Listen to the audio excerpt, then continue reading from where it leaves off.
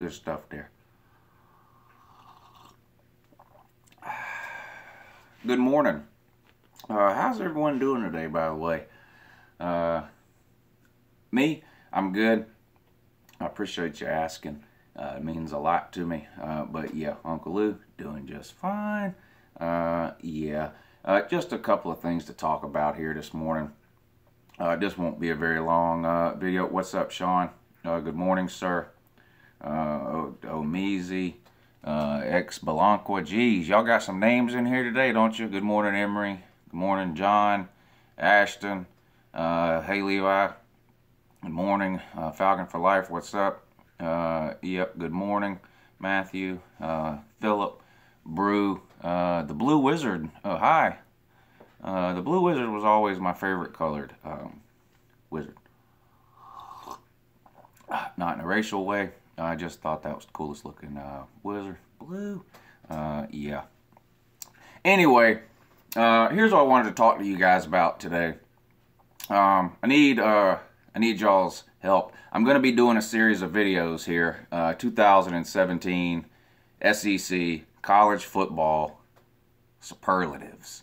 You guys get the idea, like when you graduate high school and you get your yearbook or whatever, and they have the superlative section, like most likely to grow up to have a mediocre YouTube channel, or most likely to grow up and piss a bunch of people off on a daily basis. Whatever, you get the idea. That's what I'm going to do. It's going to be a series. Now these will be short. I thought about doing this all in one video. Here's the problem. If I do it all in one video, it's going to be way too long. If I break them up, they're going to be probably really short, couple of minutes probably.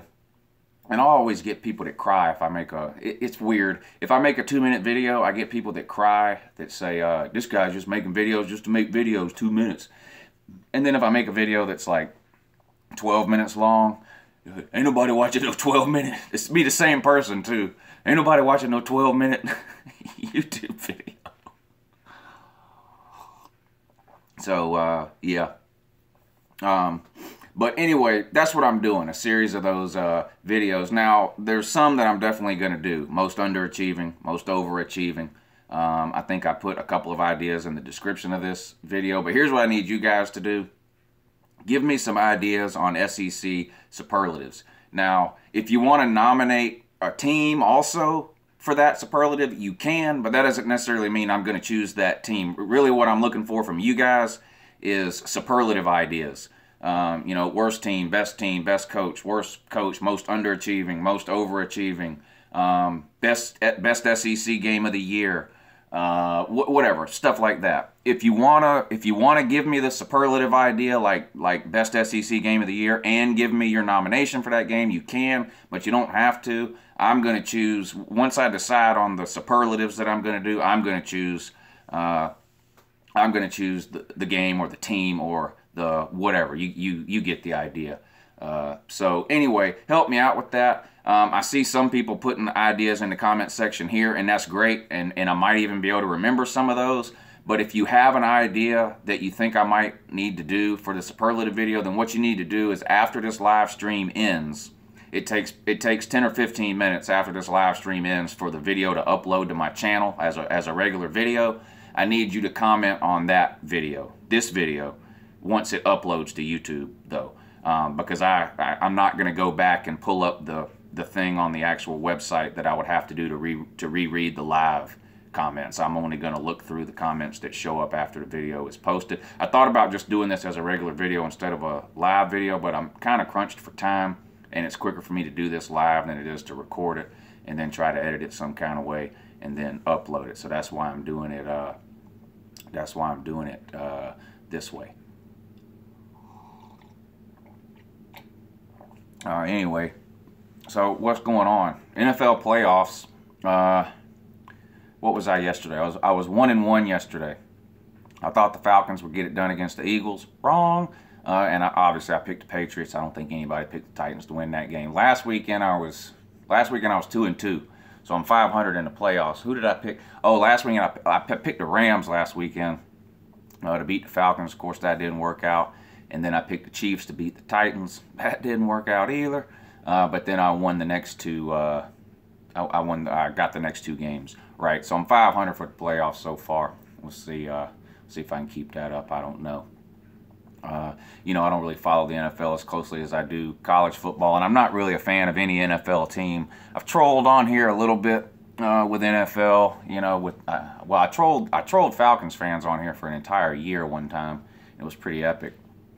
And then I did the thing last offseason where I pretended to be real mad that the Falcons lost the Super Bowl and was going to let you guys pick my new team or whatever. And I think y'all chose the Lions, but I just decided to kind of let the NFL thing go in terms of making videos. There's people on YouTube who really, really love the NFL and you know, are a diehard fan of whatever team it is they're making videos of.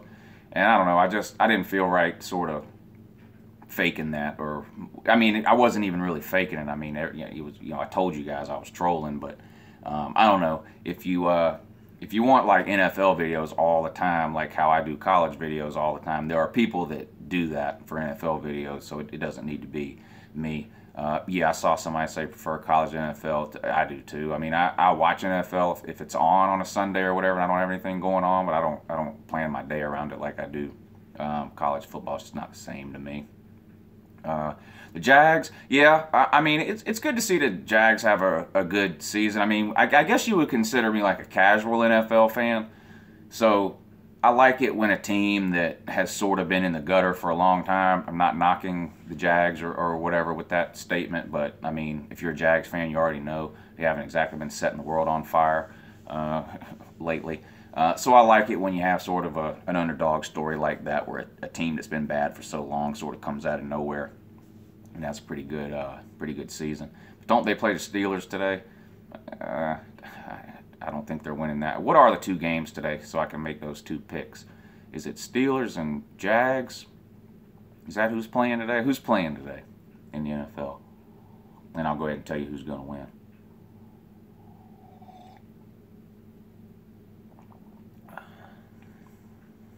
Vikings and Saints. I'm going to take the Saints on that one. I know the Vikings had a really good regular season, but it's hard for me to pick against Drew Brees, and they've been pretty hot lately.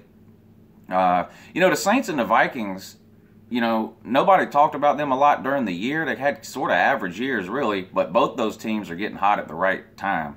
The Vikings have been dominant, but I just don't know if you can trust their quarterback situation in the postseason. We'll find out today. Oh, thank you, Philip. I appreciate that. I probably so I'm going to go with the Saints today. And is it the Steelers and the Jags? Is that the other one? Yeah, UNCLELOU going to go ahead and go with the Steelers there. If you remember a couple of weeks ago on a live stream, somehow we got to talking about NFL, and I made Super Bowl picks, and I'm pretty sure I know I picked the Rams. That's obviously not happening. I picked the Rams, and from the AFC, I know I either picked the Steelers or the Patriots. I can't remember who I picked between those two, but I expect the Steelers to win today, play the Patriots next week in the AFC Championship game. Now, I think the Steelers are a better team than the Patriots, but it sure is hard to pick against the Patriots. And it's like picking against Alabama in college football. I mean, they win, you know, more times than not. Will Braden, do you live in Augusta? Yeah, or outside of. I was raised in Augusta. I live in Evans now. If you're familiar with the area, you know what I'm talking about. Yeah, time to close out recruiting. We'll have a bunch of recruiting videos coming up towards the end of January and beginning of February when signing day comes around. What is that? Beauty Miza, I'm probably pronouncing that wrong. Good morning. So there's a shout out. Have I been to Athens? Yeah, I've been to Athens hundreds of times. Well, not according to Matt from Gainesville, but yeah, I've been to Athens a bunch of times. Great game between the Titans and the refs yesterday. I didn't watch that game. I did watch some of the Falcons game, but I didn't watch any of the Patriots Titans game. But I did see a lot of people crying about the refs. So I can't really comment on it because I didn't watch it, other than to say I know a lot of people are complaining about it. Will Sony get drafted over Chubb? I think he will. It's not necessarily an indication of Sony being better than Chubb at UGA, although that argument can be made too. I just think Sony's skill set transfers better to the NFL than Chubb's does. Sony will be a 3-down back, or depending on where it could, has the potential to be a 3-down back. He's great out of the backfield, great blocking on 3rd down.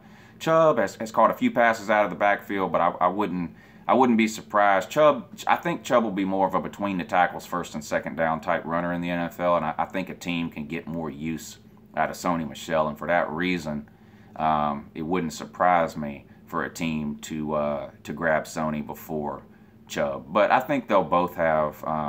I'm not sure either one of them will be superstars in the NFL like a Todd Gurley or anything like that has turned out to be, but I think both of them can have, above average careers in the NFL. How do I think Jake Fromm will improve over the offseason? I was thinking about this the other day.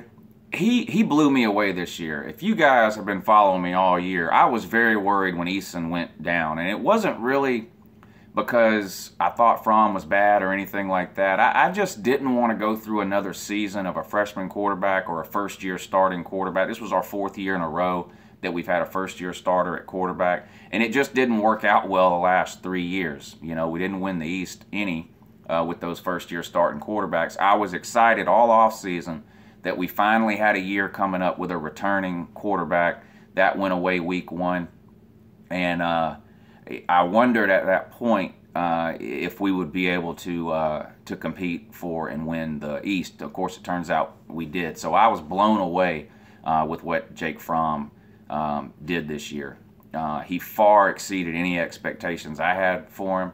In terms of how I expect him to improve in the offseason, I read a lot of articles over the last couple of months that from the minute Fromm stepped on campus in January, he connected with Javon Wims, and they worked out together all the time. And that became pretty obvious when Fromm became the starter. He tended to look towards Wims first and way more often than anyone else. Now, when Wims went down in the championship game, I didn't think we had much of a drop-off. Ridley stepped up. Godwin had some catches. Mecole had a couple of great catches. That one on the sideline where he kept his feet in bounds was unreal. So, I think Fromm's got all the tools to be a very successful college quarterback. And barring injury, it wouldn't surprise me at all for him to break the all-time wins record in the SEC, which I think is held by David Green at 42 wins. And Fromm's already sitting at, 12? I know he won 13 games this year. I don't know how that works. I don't know if he officially gets credit for the win over App State or not. I'm not sure how that works. So he either has 12 or 13 wins already. You have to assume he's going to average at least 10 wins over the next 3 years. If that's all they do is win 10 games a year over the next 3 years, that will put him at 42 or 43 if he gets credit for the App State win, which would break the SEC record. And you have to assume there's going to be a couple of years, if not all 3, where Georgia gets over 10 wins. So it wouldn't shock me at all for him to break the record. In terms of what I want to see him improve on during the offseason, I don't know if this is something that I don't know if this is a Fromm issue, what I'm about to mention, or if it's a scheme decision that was made, or if it's none of the above. I would really like to see our tight ends get more involved next year. They were really, really good in 2016. Eason and Nauta seemed to have the same type connection that Fromm and Wims had this year. Eason, it seemed like, was always looking for Nauta, and he had some great catches in some big games for us in 2016. And the tight ends seemed to completely disappear this year. Now, I know a lot of that was due to game planning, specifically blocking schemes. On a lot of pass plays, our tight ends didn't even run routes. They stayed in to help with pass protection to compensate for what was perceived as a weak offensive line. Next year, I don't think that will be the case. I think our offensive line will be probably the most improved unit on either side of the ball for Georgia. I think we'll have one of the best lines in the SEC next year, and hopefully that means the tight ends are able to get more involved in the passing game. So, like I said, I'm not really sure that I'm not really sure that's something that you would classify as Fromm improving on next year, because I'm not convinced that it was Fromm's fault or decision not to include the tight ends this year. Anyway, that would be one thing I would look for next year in terms of just improving overall in the passing game, trying to use those tight ends a little bit more. I mean, they've got all the talent in the world. You know, Blazevich, Nada, even Warner is good. So it would be nice to get them included next year. We'll see. We'll see what happens with that. LSU has a negative 4-dimensional offense. I tend to agree with that. And now they fired their offensive coordinator, right? Or he took another job or something. I don't know. LSU and Florida have a lot in common. Lots of talent. Seem to always get pretty good recruiting classes. But without, I mean, both of those teams have just had terrible to below average quarterback play over the last several years. And it's bit them for sure.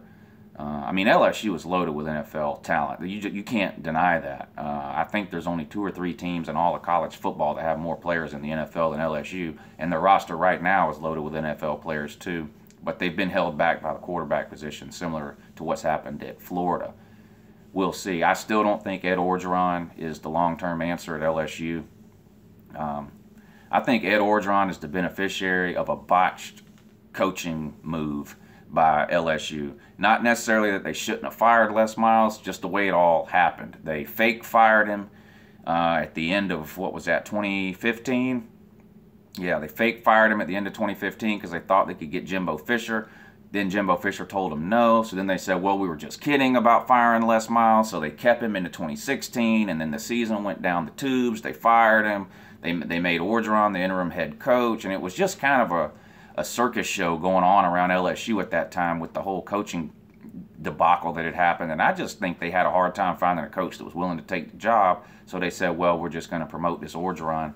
And the problem with LSU is LSU wasn't great this year, but they didn't fall off the cliff either, right? They weren't LSU or Tennessee, so it would have been hard to fire Ed Orgeron this year.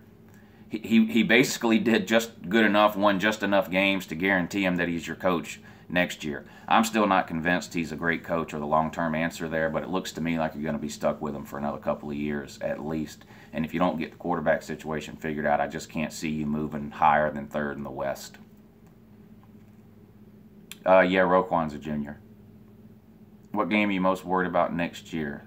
At South Carolina and at LSU. I think we're infinitely more talented than South Carolina, but that's a tough place to play, and Georgia hasn't had a whole lot of luck in Columbia over the last 10 years. I'd have to look up the record, but I'd be willing to bet that we have a losing record in Columbia over the last 10 years. A lot of those losses, we were way more talented, and we went into Columbia and laid an egg and lost the game. Now, you want to blame some of that on Mark Richt or whatever you want to do. I get that, but the reality is, you look at Georgia's schedule, there are no big out-of-conference games next year. We play 3 high school games and Georgia Tech. So you really got to look at the conference schedule for tough games. I would have to say at South Carolina, then at LSU. I think LSU is a pretty talented team. I think Georgia's better, and I expect Georgia to win that game. But again, at LSU, tough place to play. Sure, that's going to be a night game. So we'll have to just wait and sort of see how it goes. But anyway, I'm going to end this video now. I just wanted to make a quick video. Superlative videos coming up this week. Maybe not every day, but at least every other day this week will be the superlative videos. And then next week, the UNCLELOU show starts. I've been telling you guys about this for a month or so now. I'm going to do a series of videos this week, and then we're going to start the UNCLELOU show the week after that. It's going to be a live show. It's going to be at least 3 days a week during the day, and we're going to start the live streams up at night for NCAA College Football 14 with the updated 2017 rosters. So once this video uploads to YouTube, go to the comments section, type in your comment ideas for the superlative videos for SEC, most underachieving, most overachieving, worst team, best team, whatever. Type your ideas in. I'll make a series of videos this week, 2017 SEC football superlatives. Have a great day and an even better morning.